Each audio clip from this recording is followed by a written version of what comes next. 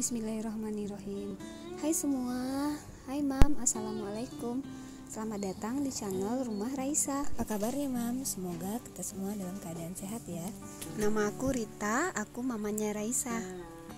Jadi ini adalah video pertama di channel Rumah Raisa. Tapi ini adalah channel YouTube kedua aku. Channel YouTube pertama itu Rita Raisa. Jangan lupa mampir ya Mam. Pada channel ini aku akan berbagi dan men-share kegiatan aku sebagai ibu rumah tangga. Sambil terus ikutin kegiatan aku hari ini, aku akan sedikit bercerita ya Mam. Jadi sebenarnya tuh sebelum ini aku adalah ibu yang bekerja kurang lebih selama 12 tahun. Jadi aku sedikit cerita tentang pengalaman hidup aku ya Mam. Mudah-mudahan Mam gak bosan dengar cerita aku. Sampai akhirnya aku resign dari pekerjaan. Jadi dulu setelah tamat kuliah aku belum bekerja. Dan setelah tamat kuliah itu 2 tahunnya aku menikah. Dan ternyata setelah 2 tahun menikah aku mendapatkan tawaran pekerjaan. Karena emang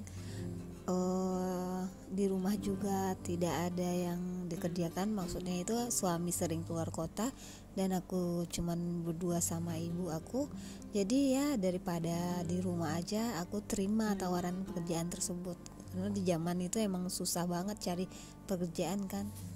Sementara ibu aku juga bekerja sebagai seorang guru. Dan aku bekerja di salah satu konsultan proyek yang ada di Kota Padang. Selama itu udah 2 tahun kontrak, ternyata aku dipanggil lagi untuk perpanjangan kontrak tapi di beda konsultan. Dan ternyata waktu memasuki 5 tahun aku bekerja dan usia pernikahan aku udah 7 tahun, Alhamdulillah Allah kasih sesuatu keajaiban yang luar biasa buat aku, yaitu aku hamil anak pertama. Karena emang selama pernikahan aku belum pernah hamil, bahkan terlambat datang bulan juga aku belum pernah. Jadi waktu itu kalau ditanya-tanya ya itu, ketika waktu aku udah pasrah dan berserah diri, disitulah rasanya nikmat Tuhan yang sangat luar biasa. Ya, aku bersyukur banget akan semua itu, karena Tuhan pasti akan kasih sesuatu buat kita di waktu yang tepat. Karena mungkin Tuhan udah ngatur semua waktunya dan jadwalnya kapan kita akan dikasih sesuatu. Dan pada waktu hamil banyak yang bertanya sama aku, kenapa masih bekerja padahal kan susah hamilnya, kenapa gak berhenti? Banyak banget yang bilang kayak gitu, karena emang aku juga anak tunggal kan. Makanya kata orang, kalau anaknya susah kenapa nggak istirahat aja di rumah ya. Tapi aku mikirnya gini, terkadang rezeki kita itu datang dari satu hal yang kita tekunin. Misalnya ini karena aku sedang bekerja, ya berarti rezeki yang aku dapatkan itu datangnya dari waktu aku bekerja. Kenapa aku harus berhenti? Karena belum tahu kan nanti di saat aku berhenti tiba-tiba semuanya nggak berjalan sesuai dengan apa yang aku mau, dan ternyata aku udah berhenti. Jadi aku ikutin aja semuanya sesuai alurnya ya. Tapi bukan bermaksud takabur ya Mam, tapi dengan tetap menjaga kesehatan, terutama kesehatan badan di masa kehamilan. Ini aku lanjut sambil unboxing alas kasur yang baru aja aku beli ya Mam. Lanjut cerita. Jadi di masa kehamilan itu aku tetap menjalani hari-hariku seperti biasa. Gak ada yang namanya aku tidur-tiduran, malas-malasan, atau mungkin kata orang kalau susah dapetin anak itu harus bed rest di tempat tidur gitu. Enggak, aku nggak pernah kayak gitu. Dan pada masa kehamilan pun aku rasanya nggak pernah yang namanya itu mual atau muntah berat. Paling mual sedikit tapi nggak sampai muntah-muntah gede gitu. Dan alhamdulillahnya, dan aku bersyukur banget Allah kasih kemudahan aku di masa kehamilan gitu. Dan rasanya tubuh aku dan imun aku itu kuat di masa kehamilan itu. Cuman kadang-kadang ada juga keluarga atau orang tua yang bilang ya, jangan ini, jangan kerja ini, jangan ini. Ya mungkin karena emang susah dapetin anak itu jadi agak khawatir. Tapi selama kehamilan aku makannya banyak, Mam. Jadi waktu kehamilan itu aku pengennya makan terus gitu. Nggak ada yang namanya kalau mual itu paling-paling kalau perutnya kosong jadinya mual. Makanya aku terus isi mulutnya itu makan. Jadi masa kehamilan itu adalah sesuatu anugerah Allah yang luar biasa buat aku. Bener-bener aku bersyukur banget, alhamdulillah banget aku dikasih kehamilan yang belum tentu semua perempuan bisa merasakan hal itu. Apalagi aku emang susah dapetinnya kan, rezeki dari Allah yang lebih dari apapun buat aku.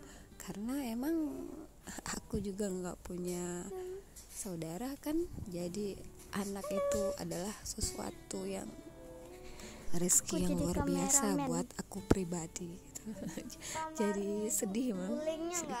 Jadi pada masa kehamilan itu aku selalu cek USG dan periksa ke dokter kandungan karena aku pengen tahu banget perkembangan anak yang ada di dalam kandungan aku.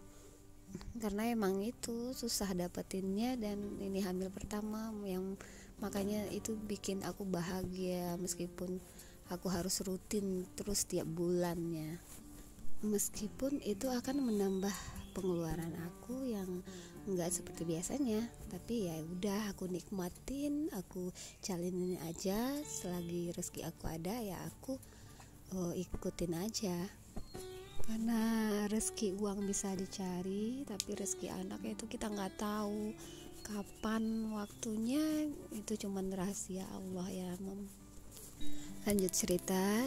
Jadi di masa kehamilan aku, di setiap aku cek ke dokter itu pada usia kehamilan 5 bulan awalnya, ibu aku tuh selalu bilang gini ke dokter ya, dok, ini nanti lahirannya sesar aja ya.